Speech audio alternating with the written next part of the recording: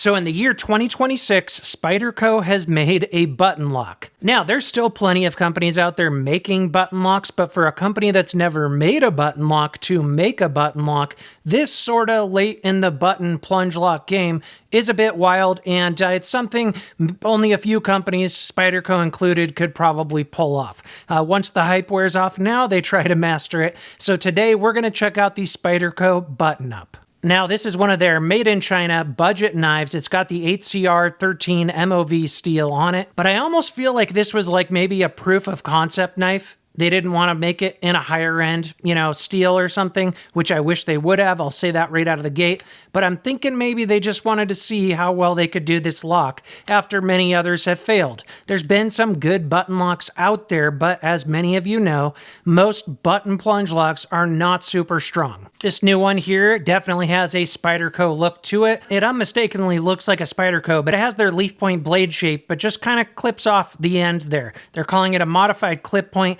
and it brings the point there just a little bit lower. You got a black coated blade. I don't believe that this is DLC though, unfortunately. You have your steel right there, and it says in really small lettering on that side, China. Obviously, when it's America or Taiwan, it seems to be a little bit bigger than that. Uses that carbon fiber ply G10 that they use, where it looks like carbon fiber on the top layer, but then it's G10. You do have a reversible clip right there, which us lefties, of course, really appreciate. Thank you, Spyderco. Pretty simple though. Flat scales, a little bit of contouring there, rounds it out a little bit, not too bad. I really think what they're doing here is making a pretty bare bones knife, but wanting to see how strong of a button lock they can make. Not even any jimping here on the blade, which I think that definitely should have been included, even though this is a budget knife. Now, before we get more into it, let's look at size comparisons. Here's the PM3, definitely a bit longer than that. And here is a PM2. And it's shorter than a PM2 for sure. Your cutting edge looks to be about 2 3/4, maybe a little bit more. Overall blade length, about 3 1/4. And the overall length of the knife, about 7 1/2. Weight on this is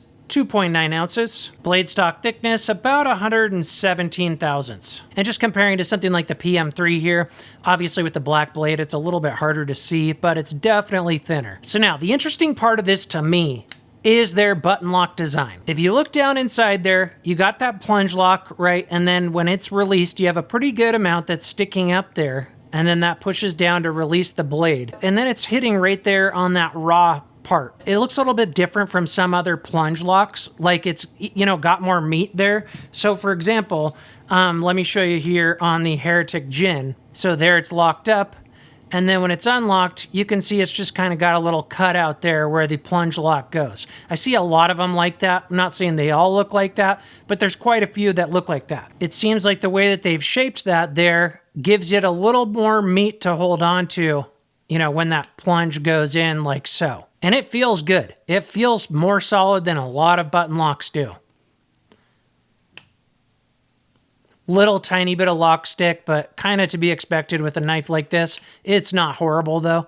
But you can see there, it seems to be grabbing onto a good amount of the blade. Not at all saying that this is as strong as, a compression lock or, even maybe a liner lock or top liner lock, whatever. Definitely not saying that, but it does feel like it's stronger compared to a lot of other knives. So we're going to do a little spine whack. Not something I'm going to do in every video, but because it's a new lock for them, I do want to try it out. I guess I should put on a glove. And let's see.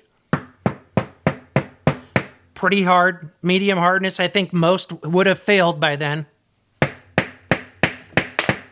I'm knocking stuff over on my table, and it is not breaking that lock. That's pretty impressive. See how it feels now? Still unlocks fine. It's got great action as well. The detent feels pretty damn strong on this. Let me show you that.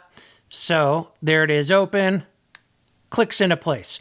One of the better plunge locks I have felt. I think it might be up there with like Civivi's as far as the action and the crispness of it. Doesn't have a spongy feel to it or anything like that. So pretty strong detent, and it feels pretty strong when you flick it out as well. So I have no issue with the action on this. It's fantastic. They are using bearings on this as well.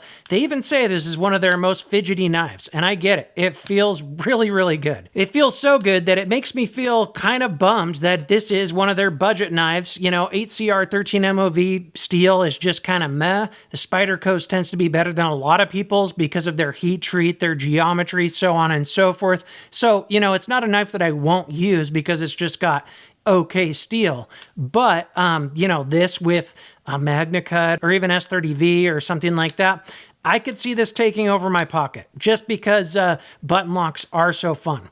I do also think it's a con that there's no jimping right there. You still feel pretty locked in like it's a Spyderco, but you're just so used to that jimping there on other Spyderco knives. You can choke up right there too. You have a pretty good choil for that. Ergonomics feel pretty good though. I wear a double XL glove. I can hold it down here, still get my thumb up there, or I can choke up like this. It feels nice, and it's a good size, 7.5-inch knife with a 3.25-inch blade, about perfect for an EDC that I like to carry. So, you know, if this was more of a premium steel and maybe their grippier G10, which I tend to like, I could see myself using this a lot this summer. I might still. Like if somebody makes aftermarket scales for this, I might buy them and use this a pretty good amount. Scales don't feel bad, just not my favorite. They're a little bit on the slippery side. It's fairly sharp. It's doing okay. I'm not the best at the paper cut test either here. Feels like it's getting a little hung up. I would maybe strop this up just a hair before putting it in my pocket. This one is designed by Eric Glesser, so it's an in-house design. Feels nice. You know, they're using that same old Spyderco clip, though. You know, I think we could put a lanyard hole somewhere else. I think that that would be okay, or maybe just people can connect their lanyards down here. And looks to be mostly linerless on the inside. You got a little plate down here for the screws in the pocket clip. All right, and then you got some stuff going on up here, but throughout here, linerless. Doesn't have much play though. Feels pretty good. You got some standoffs right there and right there. So pretty minimalist design, but with a very well designed button lock in my opinion.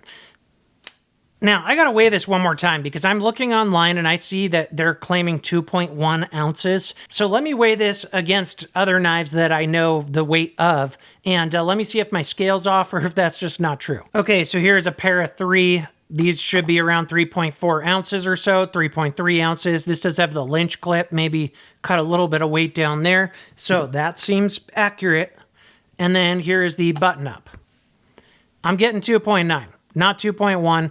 I'm fine with 2.9. I feel like some knives can feel too lightweight, and this is still on the lightweight end for a knife like this, but definitely not 2.1 ounces according to my scale. Maybe there's 0.8 ounces of oil or something in that pivot. I don't know. So to kind of wrap it up here, I feel like this was a proof of concept. I think that they did an awesome job. I love this button lock. I could see them putting it in a more expensive knife, and I think people would buy it because it feels very strong. It's super duper fidgety. It feels great. So the lock on this, fantastic. I think it's a pretty bare bones knife. No jimping right there. Budget steel. The blade shape's cool though. I like that. I prefer their, you know, rougher G10 scales. But all in all, a knife I'll probably use because it is fun to play with. It is fun to deploy, and it's a Spyderco. If somebody came out with scales for this, I would probably purchase them, but please, Spyderco, come out with maybe a sprint run with a nicer steel, or even just a regular run. I think that that would be awesome. This thing's gonna be like 70 to 80 bucks. I think the black blade is a little bit more, and I think the raw blade is like 70, if I'm not mistaken. It's been a while since I looked. So all in all, compelling. But you gotta be okay with 8CR 13MOV steel. I'll put links in the description for where you can pick this up. Please like and subscribe if you enjoyed this video, and check out one of my others. That about wraps it up. Until next time, thanks for watching.